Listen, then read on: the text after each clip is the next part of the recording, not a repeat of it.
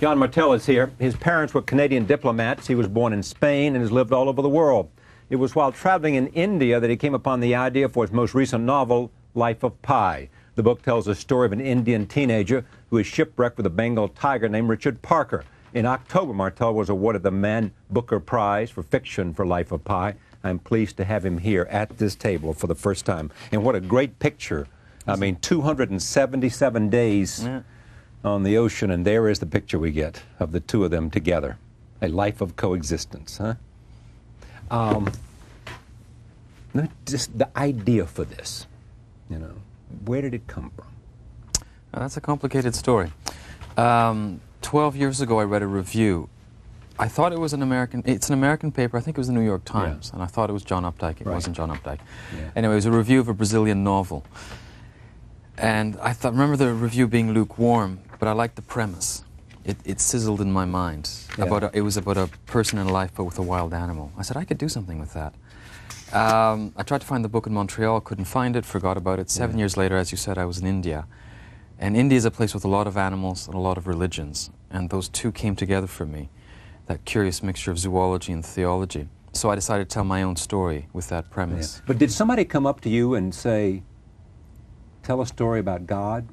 No, there's a lot. Yeah, in the author's note, I say, I have a story that will make you believe in God. No, what happened is I met this wonderfully ecumenical Hindu, an old gentleman who had that. Hindus at their best are open to anything that works spiritually. If they meet Jesus Christ, they'll welcome him the way they'd welcome Vishnu or Krishna. So I met this wonderfully ecumenical Hindu gentleman who struck me precisely because of his great openness to all matters spiritual. And so, but the line is mine, but there was something about his demeanor that made me think of that, of having stories that make people believe in God. So you have this story of a tiger and a young man on a boat. You're in India, you know. Did it come to you in a rush of what you had to do? Yeah, it was one of those wonderful instances where the whole novel came together and I had this grand vision of it. And then the next 4 years I spent putting on paper that vision that I had. In about an hour, I'd say. I was in Munnar, which is a hill station near Bombay. And as I said, everything came together. The two stories, the many animals. It took me a little while to get to the tiger. Initially, the tiger was going to be an elephant, but that was too comical. Yeah. And then I thought of a rhinoceros. And for the longest time, it was going to be a rhinoceros. And the problem with that is that rhinos are herbivores. They only eat grass. And I couldn't see how I could have a herbivore survive 227 days at sea. So I finally switched to a carnivore. But every other detail fell into place, every other detail of the novel. But you spent 2 years researching it. I mean, Well, I did research on religion. I read the foundational texts of Hinduism, Christianity, and Islam. We should mention that Pi practices 3 religions. He's a practicing Muslim, Hindu, and Christian. So I read the foundational texts. He loves God in all forms. Exactly. So I read the foundational texts. I read secondary texts about the religions. I read on zoo biology, animal psychology, castaway stories. But you know, I took 2 years in part because it's so interesting doing that kind of research. You studied animals. You studied the animal kingdom. Yeah. You went to zoos all over India. Yeah, exactly. I did practical research in India for 6 months, going not only to zoos but also temples, mosques, churches, soaking up Indianness. The religious stuff. Why is that so crucial here? Well, because I chose to make it crucial. I wanted to look at religion. My background is completely secular. But it left me at one point dissatisfied, in part because any secular ideology doesn't leave you any tools, really, to deal with evil. Karl Marx has nothing to say about evil, about how to live with evil, nor does Adam Smith. Shakespeare never saved a soul. I was looking for something that would give me a perspective on evil. So I thought I'd look at religion. What does religion have to offer? What does faith have to offer? And I didn't want to look at it from one single perspective, which is why I have Pi practice 3 religions. I wanted to relativize organized religion, get to the core of these religions, which is faith. And also it allowed me to introduce an element of humor, which isn't very frequent in matters of religion. In this introductory note, you say it's a novel in which will make you believe in God or ask yourself, why not?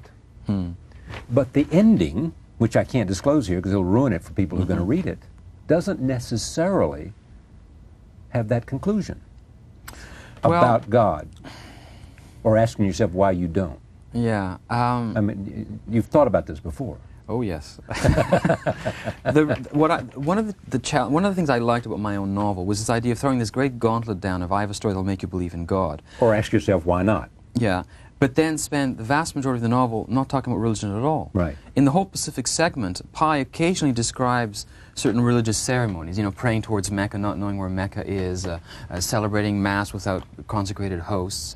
But there's no talk of religion. And then suddenly at the very end, when there's this whenever a ship sinks, it's like when a plane crashes, there's an investigation. Right. So Pi is interrogated by 2 Japanese interrogators, and they don't believe his story. Right.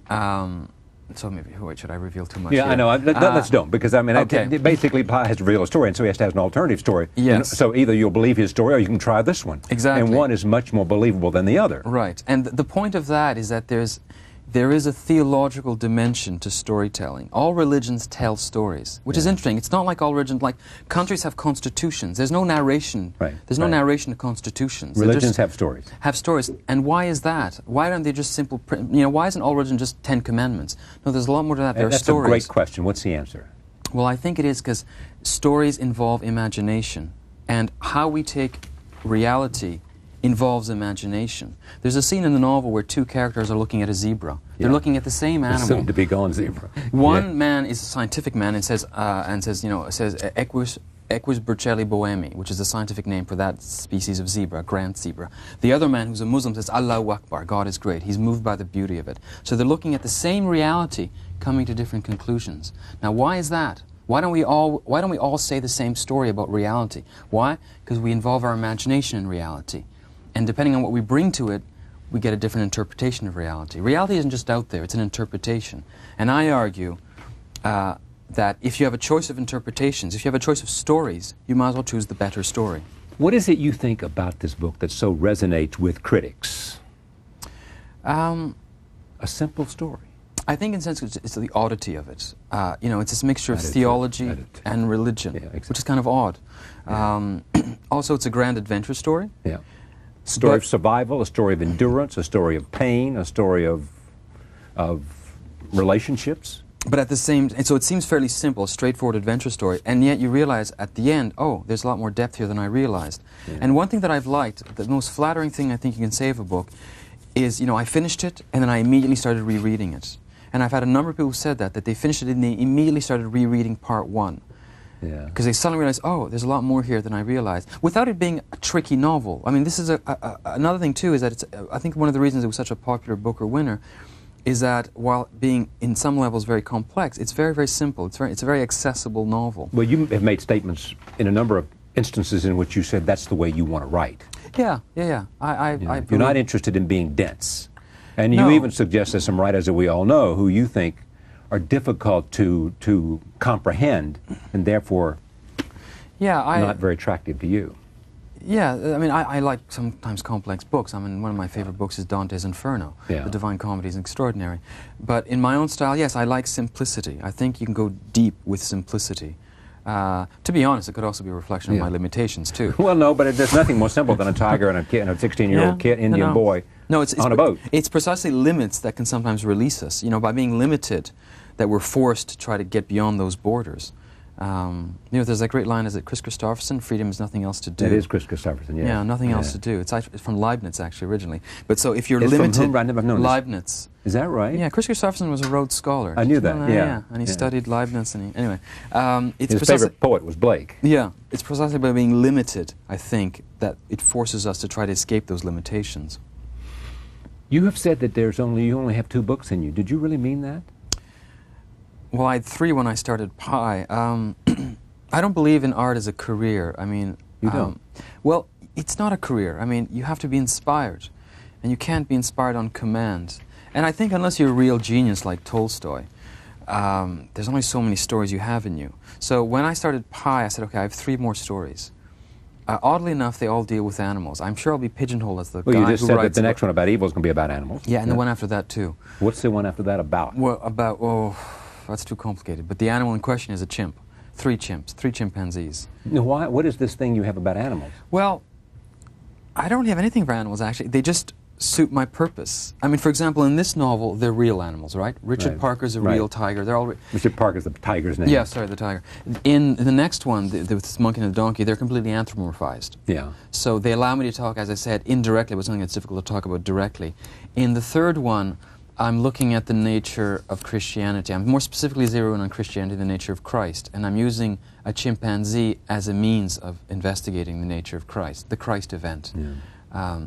Pi says that the animals are, you should make this point, Pi's parents have a zoo. Yeah, they're zookeepers in They're Pondicherry, zookeepers in India. In Pondicherry. Yeah. And Pi says that all the animals are an extension of the family. I mean, he has a great reverence for them. Yeah. Well, as I said, we're relational animals. The more you know about an animal, just as the more you know about someone, the more you understand them.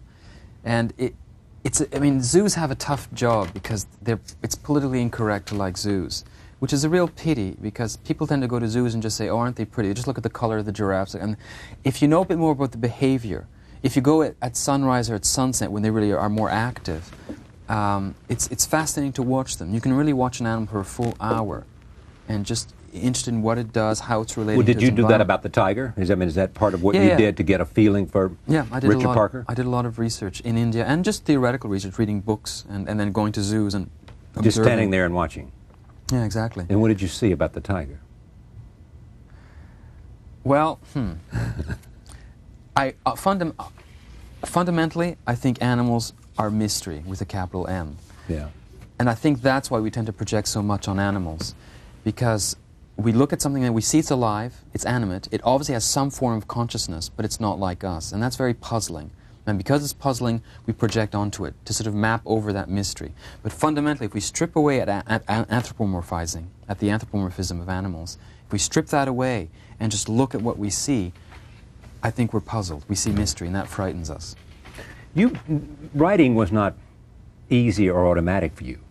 I mean, you had some tough times before you... Yeah, I got to Pi. Well, that's Got why I to Pi. said I don't think of life as art as a career. I wrote 2 other books that did well critically, Right. but didn't meet their readers.